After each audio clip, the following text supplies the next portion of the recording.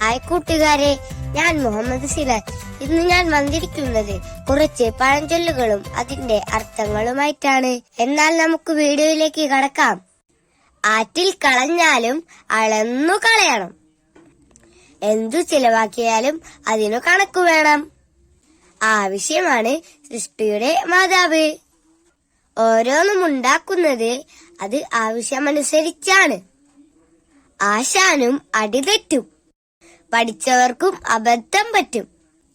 ആളേറിയാൽ പാമ്പു ചാവില്ല, ആള് കൂടിയാൽ ഒന്നും നടക്കില്ല. ആകെ നനഞ്ഞാൽ കുളിരറ്റു, നാണം കെട്ടവന് പിന്നെന്ത് നാണക്കേട്. ആശാൻ അക്ഷരം ഒന്ന് പിഴച്ചാൽ 51 പിഴക്കും ശിഷ്യന്. ഗുരു ശ്രദ്ധയോടെ വേണം ശിഷ്യനെ പഠിപ്പിക്കാൻ. ആറിയ കഞ്ഞി പഴങ്ങഞ്ഞി, കാലപ്പഴക്കം ഉത്സാഹം കെടുത്തും. ആനക്കു തടി ഭാരം, ഉറുമ്പിന് അരി ഭാരം. ഓരോരുത്തർക്കും അവരവരുടെ പ്രശ്നങ്ങളുണ്ട്. ആലിംകായ് പഴുത്തപ്പോൾ കാക്കയ്ക്ക് വായപ്പുണ്ണ്. ആഗ്രഹിച്ചത് ലഭിച്ചപ്പോൾ ആസ്വദിക്കാൻ വയ്യാത്ത അവസ്ഥ.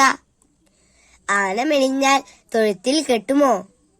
സൗകര്യങ്ങൾ കുറഞ്ഞാലും മഹാന്മാർ നിലവിട്ടു പെരുമാറില്ല.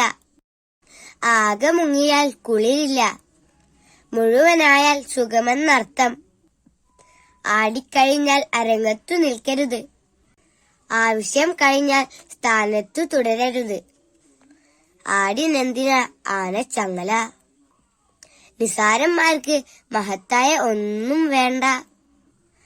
ആടിയ കാലും പാടിയ നാവും രണ്ടും വെറുതെ ഇരിക്കില്ല. ആട് കൊഴുത്താൽ ഇടയനു ലാഭം, വസ്തു നന്നായാൽ ഉടമസ്ഥനു കൊള്ളാം. ആണു തുമ്മിയാൽ ആന ഞെട്ടണം, പുരുഷന്റെ കരുത്തിനെ സൂചിപ്പിക്കുന്നു. ആനച്ചോറ് കൊലച്ചോറ്, ആനക്കാരന്റെ പണി അപകടമെന്ന തത്വം.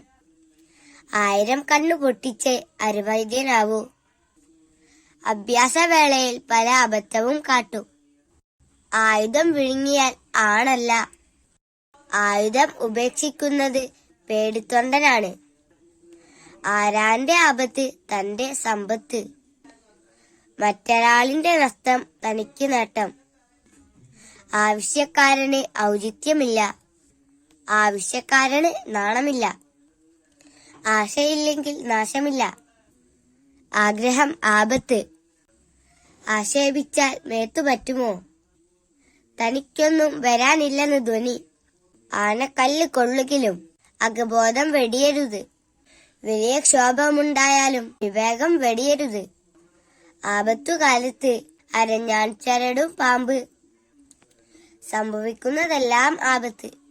എന്റെ വീഡിയോ നിങ്ങൾക്ക് ഇഷ്ടമാവുകയാണെങ്കിൽ ലൈക്ക് ചെയ്യാനും സബ്സ്ക്രൈബ് ചെയ്യാനും ഷെയർ ചെയ്യാനും മറക്കല്ലേ. എന്നാൽ അടുത്തൊരു വീഡിയോയുമായി നമുക്ക് വീണ്ടും കാണാം. അതുവരേക്കും ബൈ.